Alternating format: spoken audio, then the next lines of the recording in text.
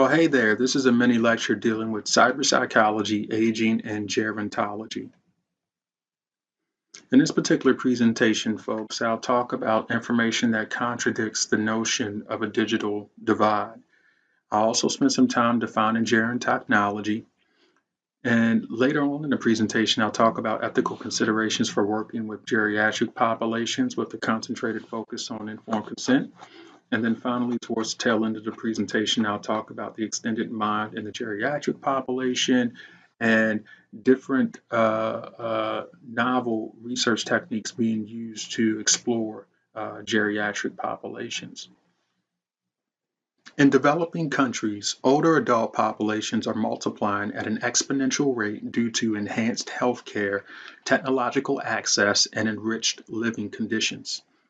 A digital divide has been proposed, and this separates older adult use of technology and the internet when compared to younger counterparts. It has been thought that the discrepancy between age cohorts is because some older adults are apprehensive or daunted by the use of technologies. However, lots of research is showing that older adults are increasingly reporting that technology has mental and physical health benefits and subjective well being benefits, and that they use technologies to maintain social networks by way of email, social networking, phone calls, and instant messaging. Gerontechnology is defined as the study of technology and aging for the improvement of the daily functioning of the elderly. Gerontechnology is interdisciplinary in nature, that is, it involves the scientific study of aging and research into novel techniques, artifacts, and provisions. And research activities explore the neurobiological, psychological, social, and health related aspects of aging.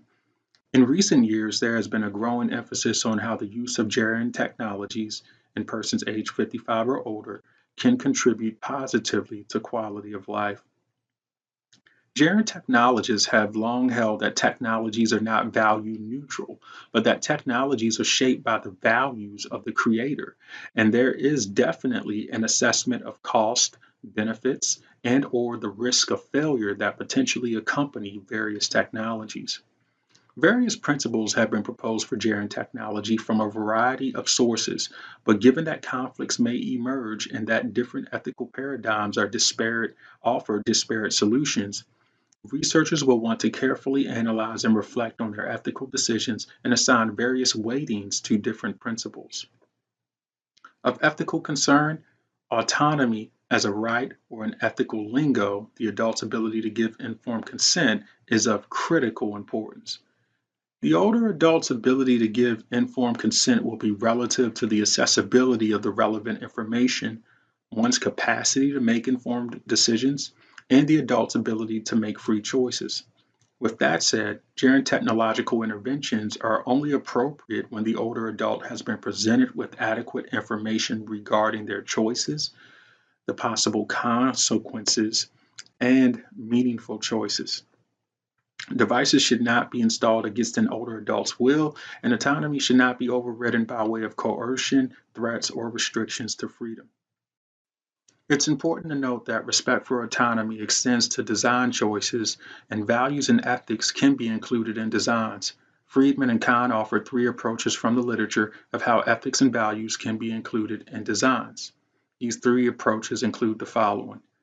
Design values can be embodied. In other words, the values of the designer show up in the designs. Designs can be exogenous in that societal values show up in the designs. And then finally, designs can be interactional in that consumer values show up in the design of the technology. The researchers also emphasize how value sensitive design can be accomplished via 12 human value principles. Sometimes there are trade offs of principles when considering designs. For example, giving one autonomy versus security. And the decision of which one should be weighted less should be contextualized and involve the input of designer and consumer.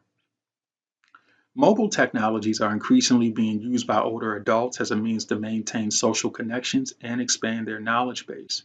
They can be attractive to older adults because they are portable and they have graphical user interfaces.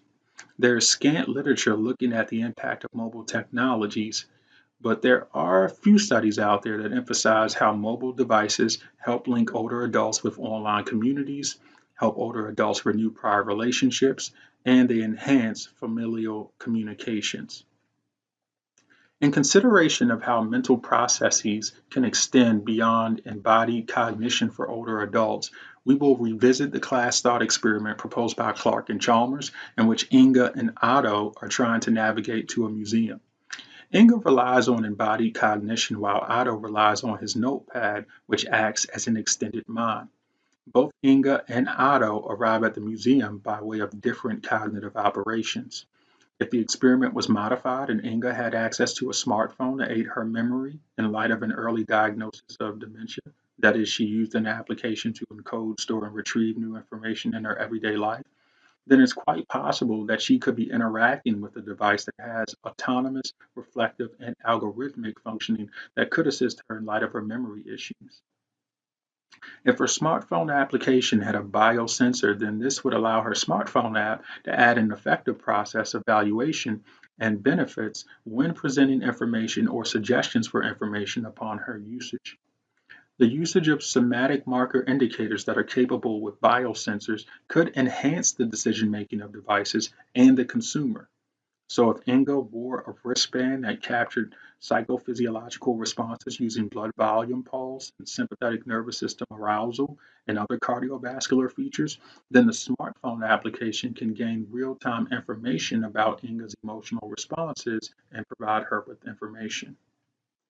Affective computing is a field that pulls from computer science, engineering, technology, psychology, and education to investigate how affect impacts interactions between humans and technology. This field, in turn, was coined by Rosalind Picard at MIT. Affective computing is a field of study that aims to design machines that can recognize, interpret, process, and simulate human affects.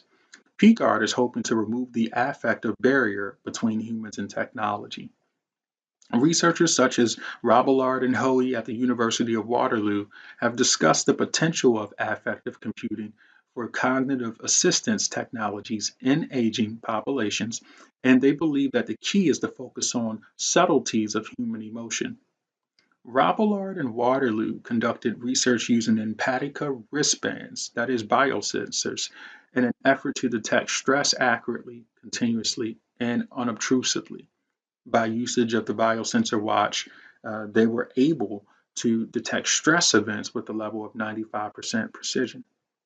Returning to Inga in the thought experiment, if the biosensor is able to gauge her reactions to certain places and events in addition to logging her emotional responses when accessing information within her app, then over time, Inga may find that the device has in effect begun to play a functional role in her automatic cognitive processes.